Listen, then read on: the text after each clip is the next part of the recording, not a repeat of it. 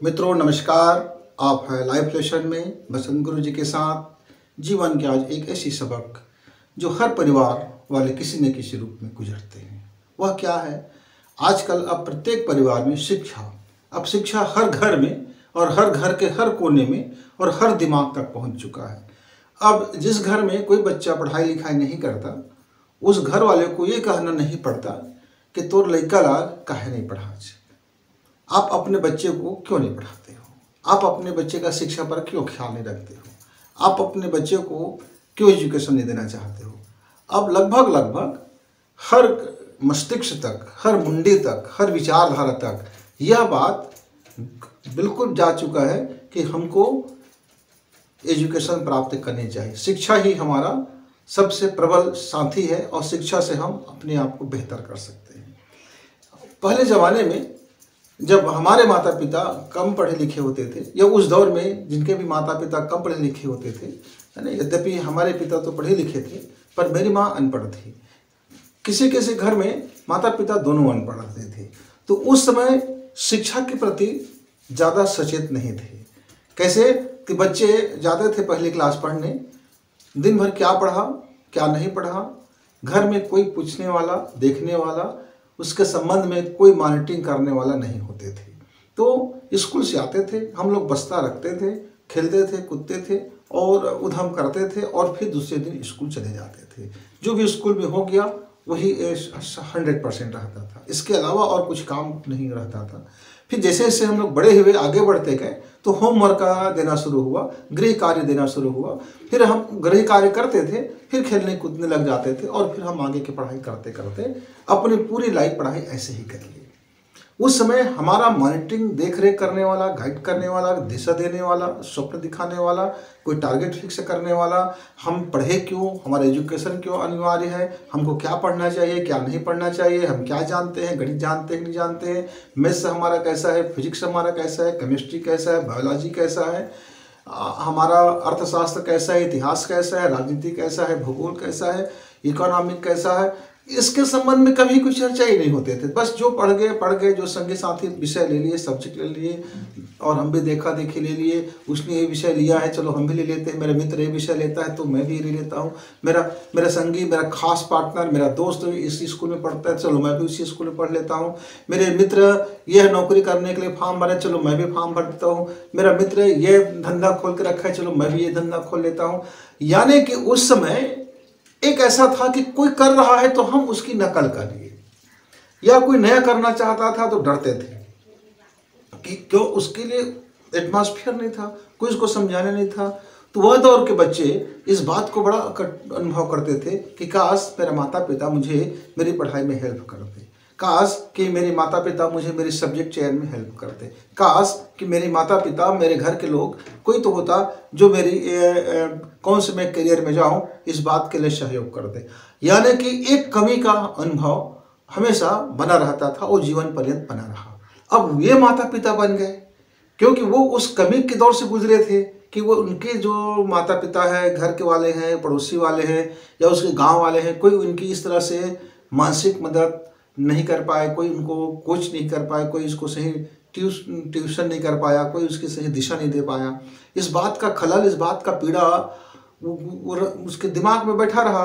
और अब जब उनके बच्चे आने लगे तो इस बात को दूर करने के लिए उतावले हो गए, बेताब हो गए, ज़्यादा उत्साहित हो गए कि मैं अपने बच्चे को खूब मदद करूंगा, मैं उनके पढ़ने लिखने में हेल्प करूंगा, मैं उनके सब्जेक्ट चयन में मदद करूंगा, मैं उनको करियर बनाने में मदद करूंगा, मैं उनके सारे सुख सुविधाओं का ख्याल रखूंगा, मैं उनको अच्छे कपड़े दूंगा, मैं उनको अच्छे बस्ते दूंगा, मैं उनको अच्छे से कापी और कलम दूंगा।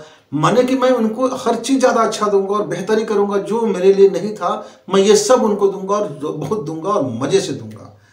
अब हुआ क्या, इस धुन में आप पहले भी ऑब्जेक्ट की तरह से व्यवहार किए, एक मैथमेटिक्स व्यवहार किए कि आपने समुचित ये ख्याल नहीं रखा कि वह दौर कौन सा था, उस दौर में इस शिक्षा को लेकर के क्या माहौल था, तब भी हमारा ख्याल नहीं रहा। अब भी हमारा ये ख्याल नहीं है कि जो आने वाले बच्चे हैं उनका भी अपना कोई व्यक्तित्व है, उनका भी अपनी सोच है, उनका भी अपना डीएनए है, उनका भी अपने काम करने के तरीके हैं, उनके भी भाव संवेदनाएं हैं। आज उनके पास सोशल मीडिया है, मोबाइल है, टीवी है, दुनिया भर की प्रचार सामग्रियां हैं, ट्यूशन के मास्टर है, कोचिंग के मास्टर है, करियर काउंसलर है, डॉक्टर से है, भिन्न प्रकार के वैरायटियों की तरह से आपके पास आप मार्केट है, दुकान है, ऑनलाइन मार्केटिंग है, ऑनलाइन ट्यूशन है, ऑनलाइन कोचिंग है, ऑनलाइन सारा चीज़ उपलब्ध है उनके सामने। पूरी दुनिया वर्ल्ड उनके हाथ में है, अब उनके हथेली में आ गया है। हमको जब अपना एक पेंसिल खरीदना होता था तो हम अपने दोस्तों से पूछ करके और दोस्तों को साथ लेके जाते थे, चलो भाई दुकानदार से आप मेरे लिए पेंसिल, अच्छा वाला पेंसिल कौन सा होगा, आप लिखते हैं तो आपको पता है तो आप मुझे बताना। तो हम अपने दोस्तों को लेकर के और बड़े डरे सहमे जाते थे और दुकानदार जो हमको पेंसिल दे देते थे हम उस पर बहस नहीं करते थे, हम उसको लेके आ जाते थे। पर आजकल का बच्चा, आजकल उसका पूरा हथेली में मार्केट आ गया है। वो अपने मोबाइल से वह अपनी मार्केट खोल लेता है और देख लेता है कि आज उसके लिए कौन सा बेहतरीन और उसको आकर्षक करने वाला कौन से खिलौने चाहिए, कौन से गिफ्ट चाहिए, कौन से ड्रेस चाहिए, कौन से बस्ते चाहिए, कैसे क्या क्या चाहिए, ये सारा चीज़ आज एडवांस है उसके पास। लेकिन चूंकि हम उस दौर के माता पिता हैं जिस दौर में ये सारा चीज़ हमारे लिए अवेलेबल नहीं था, हमारा तो ध्यान था कि हमको सुविधाएं नहीं मिली। अब होता क्या है कि अब आपके जो पेरेंट्स हैं वो बच्चे को पैदा होते ही उनके दिमाग में एजुकेशन डालना शुरू करता है। मेरा बच्चा मैथ्स जानेगा, मेरा बच्चा खूब मैथ्स पढ़ेगा, मेरा बच्चा खूब इंग्लिश जानेगा, मेरा बच्चा खूब ये करेगा। और उनके लिए टाइट फिट कपड़े, जींस कपड़े, बच्चा से अभी उसका शरीर विकास हो रहा है, अभी उसको नंगे पुंगे रहने की ज़रूरत है, अभी उनको हल्के हल्के कपड़े की ज़रूरत है, अभी उनको ज़्यादा कोई दबाव की ज़रूरत नहीं है, अभी उनको ज़्यादा लाइट की ज़रूरत नहीं है, ज़्यादा उनको अभी अन्य चीज़ों की ज़रूरत नहीं है। उनके शरीर अभी प्रकृति के साथ तालमेल बैठाना शुरू किया है। हम इस विज्ञान को भूल गए, हम उसकी कोशिका विज्ञान को भूल गए, हम बायोलॉजिकल साइंस को भूल गए, हम प्रकृति के साइंस को भूल गए, हम नेचर को भूल गए। हम उसके ऊपर कृत्रिम और अपने सपना, अपना ड्रीम, अपने करने की तमाम ख्वाहिशों को अब उनके ऊपर हमने उड़ेलना शुरू कर दिया। तरह तरह की चीज़ें खिलाने लगे, तरह तरह की चीज़ें पिलाने लगे, तरह तरह की चीज़ें हाथ में देने लगे और देने लगे मोबाइल, स्मार्ट मोबाइल देने लगे। हम खुद टीवी देखने लगे, हम खुद तमाम चीज़ों में घिरे रहे, बच्चे हमको देख के सीखते रहे। अब बच्चा नर्सरी क्लास में जाता है तब से उसका ट्यूशन शुरू हो जाता है, कोचिंग शुरू हो जाता है। माता पिता का अलग दबाव डालते हैं, ये गीत याद करो, ये राइज़म याद करो, ये पोयम याद करो, ये होमवर्क पूरा करो, वो करो, ये मैथ्स समझो। बहुत जल्दी है आजकल के पेरेंट्स को अपने बच्चे को वह पैदा होते ही 100 गिनती जान ले, 100 टेबल कर ले, वो इंग्लिश का पूरा लेटर जान ले। और वो बहुत तेजी से है। आज के पेरेंट्स को इतनी हड़बड़ी है, इतनी जल्दबाजी है कि उनका बच्चा कितना जल्दी पैसा कमाए, कितना जल्दी बड़ा करियर में जाए, कितना जल्दी वो डॉक्टर बने, कितना जल्दी इंजीनियर बने, कितना जल्दी व्यापारी बने, कितना जल्दी शेयर मार्केट में जाए, कितना जल्दी अरबों रुपए कमा ले, कितना जल्दी ये हड़बड़ी में है। और इस हड़बड़ी में हमारे पेरेंट्स ये भूल जाते हैं कि बच्चा का अपना एक लाइफ है, उसका अपना एक एनवायरनमेंट है, उनके अपने अंदर का एक सोच है, उनके अपने अंदर का भी एक ख्वाहिश है, उनके अंदर में भी एक जीव है, उनके अंदर में भी एक सोचने वाली आत्मा है, उनके अंदर में भी एक दिमाग है। आज का पेरेंट्स भूल गया इस बात को, वो हड़बड़ी में है। और हड़बड़ी में मित्रों गड़बड़ी होना स्वाभाविक है, पर ऐसे सारे पेरेंट्स नहीं है, लेकिन बहुतायत में ऐसे पेरेंट्स हैं। मेरे जीवन का 35 साल का अनुभव बताता है, ये एक दिन 2 दिन या मेरे अनुभव नहीं है, जिसमें मेरे भी अनुभव शामिल है, मेरे पड़ोसी का अनुभव शामिल है, मेरे परिवार का अनुभव शामिल है, मेरे गांव का अनुभव शामिल है, मेरे शहर का अनुभव शामिल है, मेरे देश का अनुभव शामिल है, मेरे विश्व के अनुभव शामिल है। एजुकेशन मतलब कहीं है, चाहे वो पश्चिम जगत में हो, पूर्व जगत में हो, दक्षिण जगत में हो, उत्तरी जगत में हो, मध्य जगत में हो, हर जगह एजुकेशन में हड़बड़ी है या और पूरी गड़बड़ी आ गया है। अब देखिए एक नमूना मैं आपको बताता हूँ। बच्चा आता है स्कूल से, अभी वो तुरंत 2 मिनट वाला मांगता है आपसे, केमिकल से भरे हुए वो 2 मिनट की आप आहार उसको दे देते हैं, प्राकृतिक आहार से दूर रख दिए। बच्चा खेलना चाहता है, आप उसको दबाव डालते हैं, नहीं आप ट्यूशन में जाओ। आप वहाँ से आ गए, अब बच्चा फिर खेलना चाहता है, आप कहते हो निकालो अपनी बस्ता निकालो, इसको हल करो, उसको हल करो। बच्चा हल करना शुरू करता है, आप उसकी मदद करने लग जाते हो, तो बच्चा कहते नहीं मेरी मदद मत करो, मैं कर लूँगा, मैं कर लूँगी, मेरी समझ है, आप मुझे मत समझाओ। आप कहते आप नहीं समझते हो, आपको ये कर लीजिए, चलो मैं मदद कर देता हूँ, ऐसा है वैसा है। आप हल करके देना चाहते हो, बच्चा उसको उस उलझन में उलझना चाहता है कि उलझ के सुलझना चाहता है। आप चाहते हो कि बच्चा के दिमाग में कोई तर्क ना हो, बच्चा कोई मेहनत ना करे, बच्चा कोई संघर्ष ना करे, सीधा पक्का पुकाया माल आप उसको दे दो, सीधा हल कर दो, सीधा उनकी मदद कर दो, होमवर्क की मदद कर दो। अब बच्चा तो बच्चा है, बच्चा कहता है कि रहने दो, मैं कर लूँगा, मुझे आता है, मैं कर लूंगा, मुझे पता है मुझे कैसे करना है। हालांकि बच्चा गलती करेगा, पेरेंट्स को पता है वो गलती करेगा, लेकिन पेरेंट्स जो गलती कर रहे हैं उसको पेरेंट्स को पता नहीं है कि वो बच्चे को संघर्ष करने से रोक रहे हैं, बच्चे को समझने से रोक रहे हैं, बच्चे को जानने से रोक रहे हैं, बच्चे के अंदर की तर्क शक्ति को कमजोर कर रहा है, बच्चे की विश्लेषण शक्ति को कमजोर कर रहा है, बच्चे की नैसर्गिकता को कमजोर कर रहा है, बच्चे के नेचर को कमजोर कर रहा है। और वह मदद करने के नाम पर पील पड़ते हैं। बच्चा बचपन से ही फिर वो एडल्ट हो जाता है। रख जा, मेरा अभी शरीर छोटा है, मैं बड़ा होकर के तुमको बताता हूँ, तो बहुत दबाव डालते हो, मैं नहीं पढ़ने वाला हूँ। फिर धीरे धीरे बच्चा आता है, पढ़ाई करता है, विद्यार्थी भी परेशान, बच्चा भी परेशान, स्कूल में टीचर परेशान, घर में पेरेंट्स परेशान। टीचर भी चाहता है कि उनका स्टूडेंट 100 मार्क की हो, हर विषय में 100 मार्क की हो, जबकि नेचर को पता है, अलग अलग व्यक्ति का अलग अलग नेचर है। किसी को किसी में रुझान है, किसी को किसी में रुझान है। किसी का मैथ्स से नैसर्गिक है, डीएनए में शामिल है, किसी का फिजिक्स नैसर्गिक है, फिजिक्स डीएनए में शामिल है, किसी का केमिस्ट्री डीएनए में शामिल है, किसी की बायोलॉजी डीएनए में शामिल है, किसी की जियोग्राफी डीएनए में शामिल है। हर व्यक्ति अलग विशेषता लेकर के पैदा हुआ। ये टीचर को भी पता है, पेरेंट्स को भी पता है, लेकिन पता है अमल नहीं करते। वो हर सब्जेक्ट में 100 चाहता है और हर समय चाहता है। बच्चे की मानसिकता क्या है कोई नहीं जानता, बच्चे को क्या खेल पसंद है उसको आपको मतलब नहीं है। आप बच्चे को हमेशा कंट्रोल करते हो, कंट्रोल कंट्रोल कंट्रोल, ये मत खाओ, वो मत खाओ, ऐसा मत चलो, वैसा मत चलो, ऐसा मत बैठो, ऐसा मत बैठो, इधर मत जाओ, उधर मत जाओ, उसको मत देखो, इसको मत देखो। अंकल आया नमस्ते नहीं कहा, आंटी आया नमस्ते नहीं किया, आपको उसको ऐसा नहीं बोलना चाहिए, उसको ऐसा नहीं करना चाहिए, उसको ऐसा नहीं करना। इतनी ज्यादा नियंत्रण कर देते हैं कि बच्चा फट पड़ता है अंदर से और वो विद्रोह हो जाता है उसके भीतर में कि मुझको कुछ नहीं करना है, मुझको पढ़ाई नहीं करना है, मुझको स्कूल नहीं जाना है, मुझको लाइफ नहीं जीना है, ना मुझको मम्मी पापा कहा मानना है, ना मुझको किसी का मानना है, सब मेरे दुश्मन हैं, सब मुझको बर्बाद कर रहे हैं। ये बच्चे के अंदर से एक समझ आ जाता है। अब बच्चा मनोविकृति का शिकार हो गया। मानसिक परेशानी झेलते झेलते झेलते झेलते बच्चा 6वीं 7वीं 8वीं क्लास आते आते तक वो फट पड़ता है और 10वीं क्लास आने के बाद तो वो किसी की बात नहीं सुनता, वो किसी की बात नहीं मानता और 11वीं और 12वीं में आते आते तक वो मनमानी करने लग जाते हैं और कॉलेज में आते ही वो सबकी ऐसी तैसी लग जाती। क्यों? अंदर का विस्फोट क्रांति हो गया। शरीर अब हार्मोन्स बढ़ गए, शरीर बढ़ गया, सोच भी बढ़ गई, अब लड़ने की क्षमता आ गया, अपने विचार को रखने की क्षमता आ गया। अब उसकी तर्क मर चुका है, उसका प्रेम मर चुका है, उसका मर चुका है, उसका ड्रीम मर चुका है। अब वह सिर्फ नियंत्रित वाला एक नियंत्रित ढांचे में फिट रहने वाला विद्रोही बालक बन के उभर रहा है। मित्रों, बहुत खतरे में है इस समय की पीढ़ी।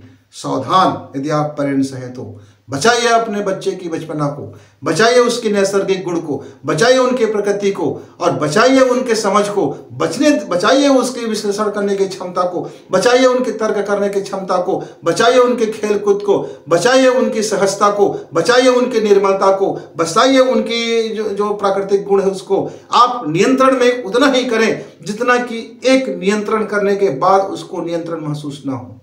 आप प्रेम उतना ही दे जितना उसकी जरूरत है, आप उसको उतना ही डांटे जितना उसकी जरूरत है। उसको समझ आनी चाहिए कि आप रोज के रोज डांटने लग गए, रोज। अब बच्चा का आदत बन गया, बच्चा बेशरम बन गया, बच्चा आपको सुनना नहीं है क्योंकि रोज आप करते हैं, रोज डांटते हैं, रोज चीखते हैं, रोज चिल्लाते हैं, रोज उसके ऊपर दबाव डालते रहते हैं। अब बच्चा उसका आदी हो गया है, कोई प्रभाव नहीं पड़ता, कोई कुछ। अब आप कहते हो मेरा बच्चा बात नहीं मानता भाई, बच्चा बचपन में अच्छा था, बच्चा बड़ा हुआ क्या हो गया, इसकी किसकी नज़र लग गई, हाय इसको कौन क्या कर दिया, मेरा बच्चा अब स्कूल नहीं जा रहा है, मेरा बच्चा कमज़ोर हो गया है, मेरे बच्चे को अब इधर उधर की चीज़ें भागने लगे, मेरे बच्चे न जाने कहाँ जाते हैं, मेरे बच्चे दिमाग में फितूर शामिल हो गया है, मेरे बच्चे अब बिगड़ गए हैं, मेरे बच्चे हाय मेरे बच्चे, हाय मेरे बच्चे। तो जितने भी पेरेंट्स हैं उनसे मेरा हाथ जोड़कर करबद्ध निवेदन है कि वो बच्चों को समझें, उसके प्रकृति को जिंदा रखें, उसके तर्क क्षमता को जिंदा रखें, उसके विश्लेषण क्षमता को जिंदा रखें, उसके अंदर अभी नादानियां को जिंदा रखें, उनके अंदर जो अभी पलने वाली उनकी स्वप्न है उनको जिंदा रखें। बच्चे को बच्चे ही बने रहने दीजिए, बच्चे को एडल्ट मत बनाइए, बच्चे के सामने गंदी हरकत ना करें, बच्चे के मन में कोई मानसिकता से उसको पहले से अवसादग्रस्त ना करें। बच्चे के सामने आप लड़ते झगड़ते कुड़ते मरते खपते रहते हैं और बच्चे से चाहते हैं कि वो सद्गुणी बन जाए। अब बच्चे के सामने दुनिया भर की झूठ बोलते हैं और इधर उधर की बातें करते हैं और अटरम सटरम गटरम न जाने क्या क्या आपकी आदतें हैं, और आप चाहते हैं कि आपका बच्चा उसको ना सीखे। बच्चे के सामने दिमागी आप इतने हालात पैदा कर देते हैं कि उनकी दिमाग में केमिकल लोचा उत्पन्न हो जाता है और आप समझते हैं कि आपका बच्चा समझदार बन जाए। तो मित्रों, अपने को इस बीमारी से बचाइए। पेरेंट्स मेरे बीमार हैं, मेरे पेरेंट्स को डॉक्टर की जरूरत है। तब यदि पेरेंट्स स्वस्थ हो जाएगा तो बच्चे ऑटोमेटिक स्वस्थ हो जाएंगे, क्योंकि यहाँ बीमारी बच्चे में नहीं है, यहाँ वस्तुतः बीमारी हमारे पेरेंट्स में है, क्योंकि वो अपने समय के बीमार बच्चे थे। अब वह अपने बीमारी को अपने बच्चे के ऊपर लागू कर रहा है। उसकी लोभ बच्चे के से पूरा करना चाहता है, अपनी तृष्णा बच्चे से पूरा कराना चाहता है, अपनी महत्वाकांक्षा बच्चे के माध्यम से पूरा कराना चाहता है, अपनी जो भी उनकी कमजोरियां हैं अब वो बच्चे के माध्यम से अपने को बलिष्ठ होना चाहता है। इसी ऊहापोह में मेरा इस समाज का जितने भी पेरेंट्स हैं, लगभग कमोबेश आप 75% पेरेंट्स की मैं ये हकीकत बता रहा हूँ, क्योंकि मेरे जीवन का इतने लंबे अनुभव में मैं सिर्फ बच्चों को ही पढ़ाने का काम नहीं किया हूँ, मैंने एक एक बच्चे के ऊपर काफ़ी मात्रा में मैंने रिसर्च करता रहा, हर साल करता हूँ, हर दिन करते रहता हूँ, हर अलग अलग उम्र के बच्चों के साथ मैं देखते रहता हूँ। मैं खुद की ज़िंदगी, बच्चों की ज़िंदगी, पेरेंट्स की ज़िंदगी और इस हमारी जो प्रशासन है, शासन है, जो आज अंक को महत्व देता है, प्रतियोगी परीक्षा है, प्रतियोगी परीक्षा में करियर बनाने के लिए है, सब्जेक्ट का नॉलेज है, ये नॉलेजों की जो भीड़ है, कितनी आपकी मेमोरी पावर है, जितना आपका ज़्यादा मेमोरी पावर होगा आप उतना ही ज़्यादा अंक लेके आओगे, और जितना ज़्यादा आपका मेमोरी पावर होगा आप उतने ही बड़े करियर की आप चयन कर लोगे। क्यों? क्योंकि यह नैतिकता का ह्रास होते जा रहा है एजुकेशन में। अब संस्कार नहीं बचा, संस्कृति नहीं बचा, हमारी अंदर की भावना, हमारे अंदर की संवेदना, हमारे अंदर की कला, हमारे अपनी खासियत, हमारे अंदर का जो प्रतिभा है, अब इसकी कोई कदर नहीं है। मेमोरी, आपके मेमोरी कितना पावर है, कितना आपका मैथ्स बेहतर है, कितने आपके अंदर में तर्क क्षमता है, कितने आपके अंदर में आप कितनी ज़्यादा कंप्यूटराइज्ड हो, आप कितने ज़्यादा मशीन हो, आप कितने ज़्यादा मशीन की तरह चल सकते हो, आप कितनी ज़्यादा शुद्ध कैलकुलेशन कर सकते हो, आप कितनी ज़्यादा शुद्ध रूप से अपनी लाभ हानि को समझ सकते हो, यानी कि पूरे की पूरी मार्केटिंग में आप कितने दक्ष हो।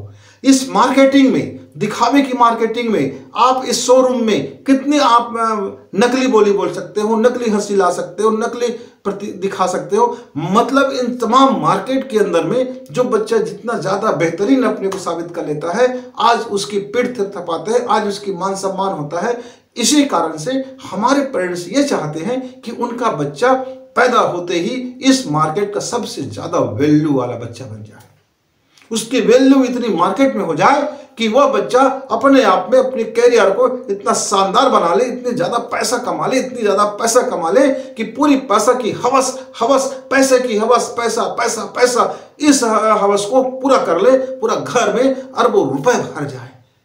फिर जीवन क्या होगा, जीवन कैसे चलेगा, जीवन में प्रेम रहेगा कि नहीं रहेगा, जीवन में शांति रहेगी कि नहीं रहेगी, जीवन में खुशहाली होगा कि नहीं होगा, जीवन में परिवार बचेगा कि नहीं बचेगा, नहीं, इसके बारे में कोई चिंतन नहीं है। इसके विषय पर कोई डायफ्राम नहीं है, इसके विषय पर कोई डायग्राम नहीं है, इसके ऊपर कोई प्रोजेक्ट नहीं है। पूरा प्रोजेक्ट, पूरे पेरेंट्स का प्रोजेक्ट बस एक चीज है कि इस मार्केट में मेरे बच्चे का वैल्यू कितना ज्यादा हो। इसके कारण से वह बच्चे के ऊपर इतने दबाव बनाते रहता है। घर में इसी बात का झगड़ा होता है कि तुमने इसको ज्यादा दुला दे के बिगाड़ दिया, तुमने इसके साथ ऐसा किया, तुमने इसको घूमने फिरने दिया, तो इसकी दोस्ती अच्छी नहीं है, ये गंदे गंदे इसके दोस्त हैं। मतलब आप अपने नजर से जिसको गंदे कहते हो पूरी दुनिया को गंदे कह देते हो। गंगा जल भी आपके लिए नाली का पानी बन जाता है। क्यों? अरे गोबर का कीड़ा मखमल में जाएगा तो मर जाता है, तो गोबर के कीड़ा को क्या पसंद आएगा? गोबर ही तो पसंद आएगा ना। आपके दिमाग के भीतर में ये जो गोबर भरा हुआ है उसको आप अपने बच्चे के दिमाग में डाल देना चाहते हो। आपका बच्चा अभी निर्मल है, आपका बच्चा अभी पवित्र है, आपका बच्चा अभी शानदार है, आपका बच्चा अभी प्राणवान है। आप बच्चे की प्रकृति को हनन करके उसकी जीवंत प्रतिभा को मार देना चाहते हैं। आज की प्रतिभा, आज का जो सम्मान, आज का जो दिखावा, ये उसको प्रभावित करते रहता है मेरे पेरेंट्स को। इसी कारण से पेरेंट्स और बच्चों के बीच में रोज का रोज तनाव है, रोज का रोज तनाव है, रोज की रोज समस्या है। बच्चा कहता है, हाथ पैर पटकता है, मुझे आता है, मुझे मदद की जरूरत नहीं है, और वह खिसियान करके, वह क्रोध होकर के, वह गुस्से में, वह अपने कमरे में चला जाता है। पेरेंट्स उसको चिल्लाते हैं, सीखते हैं कि तुम्हें आता जाता कुछ नहीं है, पूरे बच्चे से आप पिछड़ गए हो, आप फिसड्डी हो गए हो, इतना नंबर कम आया, इतना मार्कशीट कम आ रहे हैं, देखो तुम्हारा क्या हाल है, हम मदद करना चाहते हैं, तुम मदद लेना नहीं चाहते हो, तुम बड़े कमजोर हो गए हो। और छोटी छोटी ऐसी ढेर सारी बातें उनके दिमाग में मुसल मुसल मुसल की तरह ऐसा कूटते रहते हैं। और आप चाहते हो आपका बच्चा शानदार बन जाए। मित्रों, सोचिए, समझना पेरेंट्स को है कि आपने अपने बच्चे को जन्म के साथ क्या दिए, क्या व्यवहार किए, कैसे चले, सामने उसके क्या आपने अपना एग्जाम्पल रखे, आप कैसी जिंदगी जीते हैं, आप क्या सोचते हैं, वही तो आपका बच्चा बनेगा। मित्रों, सोचने और समझने की वक्त है। मेरी बातें कटु लग सकता है क्योंकि है ये कटु, लेकिन आप समझ जाओ तो आपका परिवार बच जाएगा। आप सोच लो तो आपका बच्चा बच जाएगा, और आप समझदारी कर लो तो आपका परिवार बच जाएगा। फिर किसी दिन किसी सब्जेक्ट पर आपसे फिर रूबरू होंगे। तब तक नमस्कार।